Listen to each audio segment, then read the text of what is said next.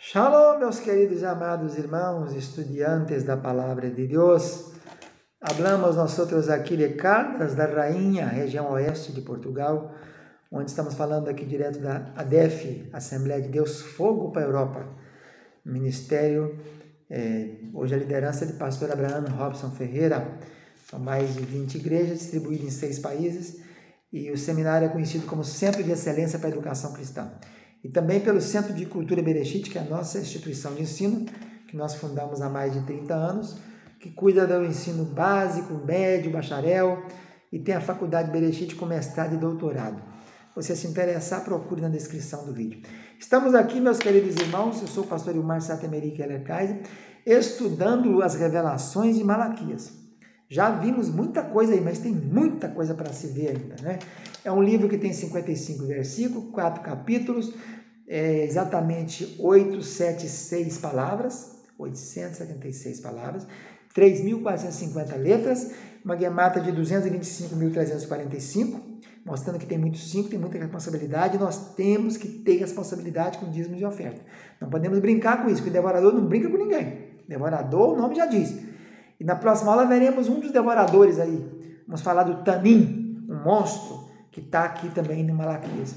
Hoje, na aula passada, nós falamos então um pouquinho mais sobre tudo que temos em Malaquias, mas focamos também nas lições que Deus tem dado, né? Revelado, mostrado, cada vez mostra alguma coisa interessante. Já falamos de muitas personagens, já falamos de tantas coisas que temos em Malaquias, e nós falamos na aula passada sobre o bezerro, né? Referência que tem a bezerro, que é o bezerro de ouro, que tem a ver com finança, com desvio, né, do dinheiro, para não ter, para não dar. O objetivo do diabo é desviar, tirar o ouro, para não ter ouro no tabernáculo, mas teve 29 talentos ainda, e mais uns ciclos que foram aplicados o diabo foi frustrado o plano dele. Moisés derreteu e aquele ouro foi perdido, porque Moisés derreteu o bezerro e fez o povo engolir, beber com água aquele ouro. Ele não foi aproveitado não, mas ainda tinha muito mais ouro. Deus tinha muito mais estoque reservado entre o povo. Gastou 29 toneladas, foram gastas na construção do tabernáculo. Hoje queremos falar sobre o altar. O altar, quando a gente fala altar, a gente lembra de quê? Altar, tabernáculo tinha 2 altares, né? Aliás, tem muita coisa aqui nesse livro de Malaquias que tem a ver com o tabernáculo, né? Teremos uma aula sobre a mesa, o princípio da mesa que tem em Malaquias. Mas aqui está o altar. O altar, nós temos 2. Tem o altar do incenso, que fica na beirada do Santíssimo Lugar. E tem o altar do holocausto, que fica logo na entrada. A entrada do átrio é o altar do holocausto. Depois tem a bacia de bronze para lavar. Depois nós temos a entrada para o santo lugar, onde fica a mesa com os pães da proposição, o candelabro e o altar do incenso. E lá dentro, no Santíssimo, o propiciatório e a Arca da Aliança. A palavra altar é a palavra misbeá. Misbeá aparece 400 vezes no Velho Testamento. Olha que interessante, né? O que é altar? Altar é tudo aquilo que está alto. O nome já diz altar. Misbeá é o que está elevado. É o que está sobre, é o que está no alto. Por isso o povo da antiguidade tinha o hábito de fazer os altos, né? Tem algum lugar nem chama altares, era altos. O alto de Gibeão, o alto de tal. Todo lugar mais elevado, eles tinham na mente que era o local mais fácil de comunicar com o seu Deus, porque era mais alto. Então era comum que se estabelecesse, para marcar um local, como um local santificado, santo, sagrado, que se fizesse um altar. O primeiro camarada que fez altar foi quem? Noé.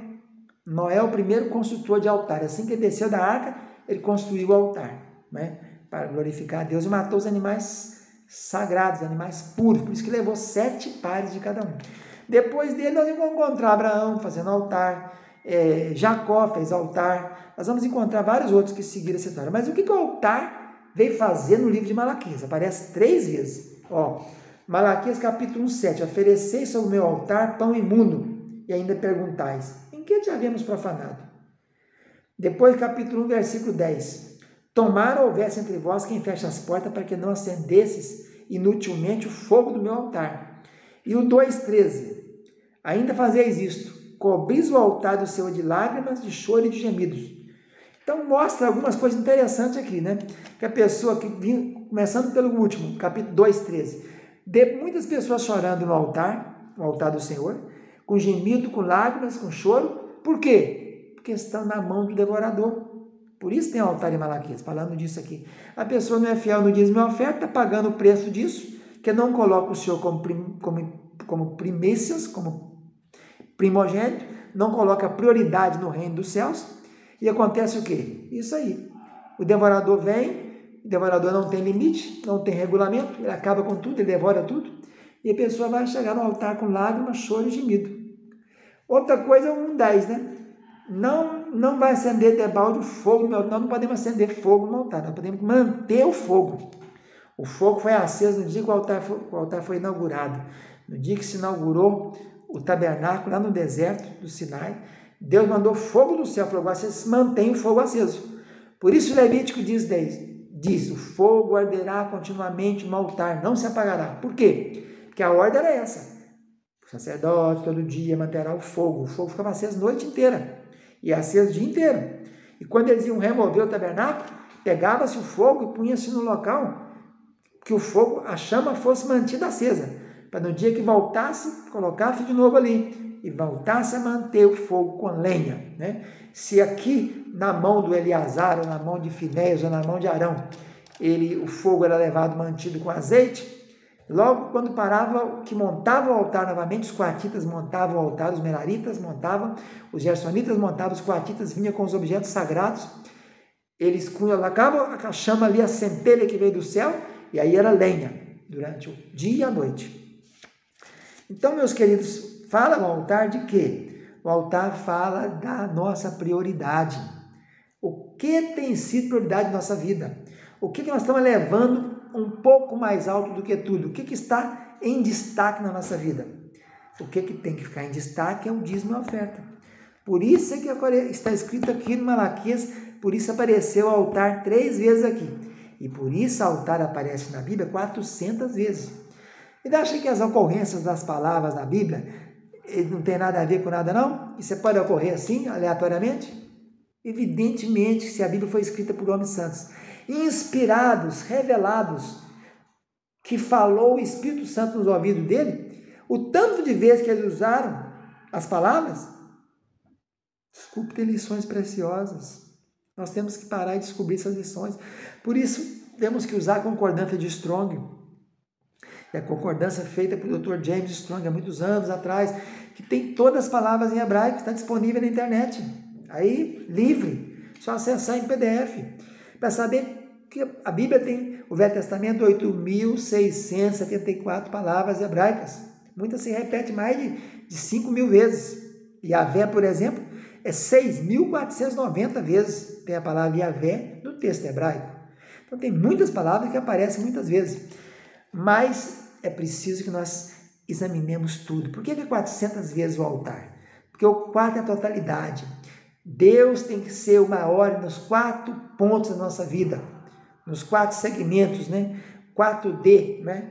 É altura, comprimento, largura, volume. 4 dimensões, né? Nos 4 pontos, na totalidade, 4 fala da totalidade.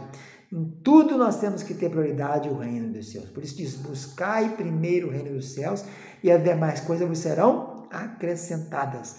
Então, 400. Por que é 400? 400. Tem 2 zeros. 0 é quando você faz o quê? A Bíblia diz: quando fizerdes tudo, Jesus diz, sois servos inúteis, sois 0. Quando você faz tudo na obra de Deus, você leva um 0. Lá no mundo você leva um 10, a obra de Deus você leva 0. Então, um 0 para o Velho Testamento, um 0 para o Novo Testamento, um 0 para o Novo Testamento. Nos 2 testamentos, quando faz tudo, é 0. Sois servos inúteis, estão cumprindo somente o dever. Então, o dízimo tem que estar em destaque, o dízimo e a oferta é prioridade. E o altar é isso, fala de aquilo que está mandando na sua vida. O que tem mandado na sua vida? Qual que é o seu altar? O seu altar é o quê? O que você tem posto em primeira prioridade na sua vida?